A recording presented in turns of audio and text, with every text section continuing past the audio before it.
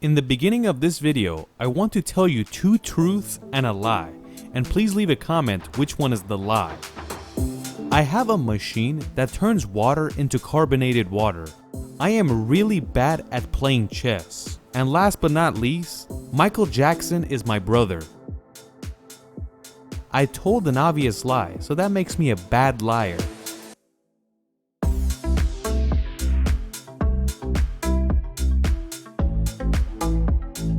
In this video, we want to talk about lying, something that humans do a lot, and some people are actually really good at doing this. Scientists that study human behavior say someone that has met a stranger recently tells one lie per 5 sentences. But you should know that most of these people don't even realize they're lying. So why is it like that? Why do humans have to lie to each other? Before we get into the details, we have to know that humans aren't the only animals that lie to each other. In the 1970s, there was a gorilla by the name of Coco. He was so smart that his instructor taught him sign language. The place where the gorilla was kept, there was also a cat, which was the gorilla's pet. The security cameras that were set up in where Coco was staying witnessed Coco ripping the sink out of his cage, and it was all for fun and games. His instructor comes in and asks him, "Why did you break the sink?" He answers with sign language and says, "I didn't do it. It was the cat that did it." This is a story that shows you that humans aren't the only creatures that lie. Dogs and cats as well. Like when a dog messes something up, it acts like it didn't do anything and it looks super guilty. And if you ask them, "Why did you do it?" they most likely will act like they didn't. But the percentage of liars in animals is not comparable to human liars. These animals lie like children, and it's extremely obvious that they're lying. But humans don't make it that obvious and easy to figure out. The most social animal in the entire planet are humans. We can say that because we live in the biggest groups, and you can't find any other animals that lives together like humans do. Ants are very social insects as well, but you can't compare them to animals and humans. Back in the day, the biggest liars were mostly leaders that were controlling civilizations, and lying between people wasn't that common. Powerful people that were leaders would use lying as a tool to control the people beneath them.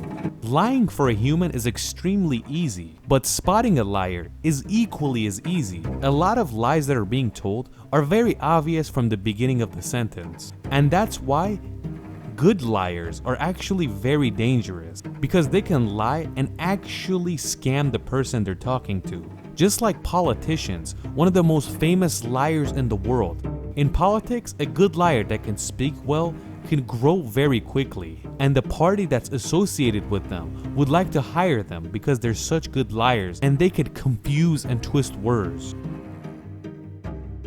The long history of human civilizations and all this lying that has been going on for thousands of years has made us better at spotting liars. Or should I say, we don't believe everything we see easily.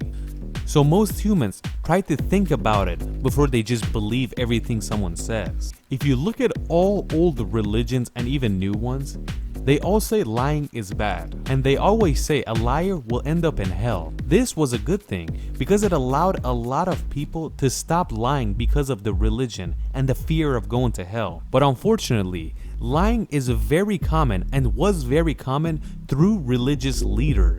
Like in the Dark Ages, if a man didn't like his wife, he would tell the people around him that she's a witch, and next day they would burn her to death. In most countries, if you lie in the court of law, you will go to jail. Now we are slowly realizing that lying is not such a good thing. So why the hell do we still lie? A child from a very young age starts to lie. Like when a baby grows up a little bit, they start to fake cry when they realize they could catch your attention. And when you actually leave the room, they stop to cry. But when you re-enter the room, they start to cry again. So that's a type of lying. But that's just a kid, so it doesn't matter like that. But psychologist says when an average 20-year-old is talking to strangers, from 5 sentences, one of those will be a lie.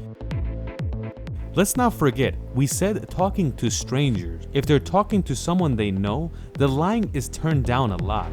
A lot of people lie, but they are not all liars. There are liars that lie so much that they believe it themselves, so that makes them lie to themselves.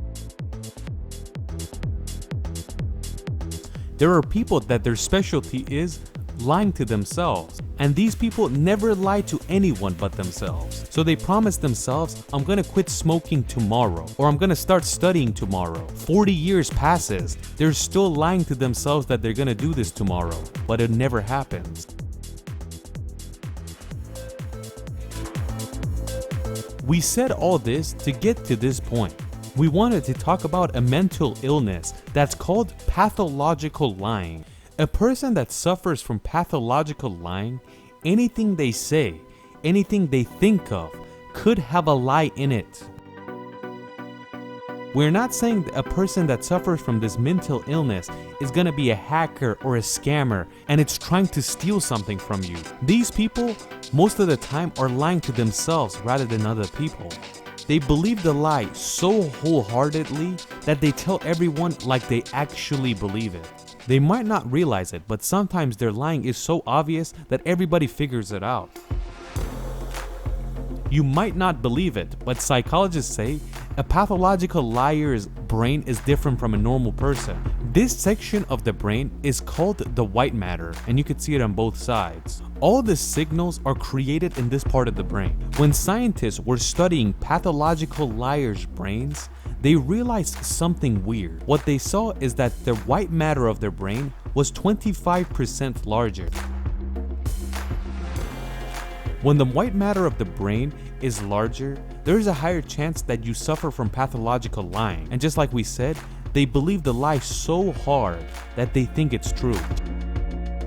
Just like we said, their white matter is 25% bigger.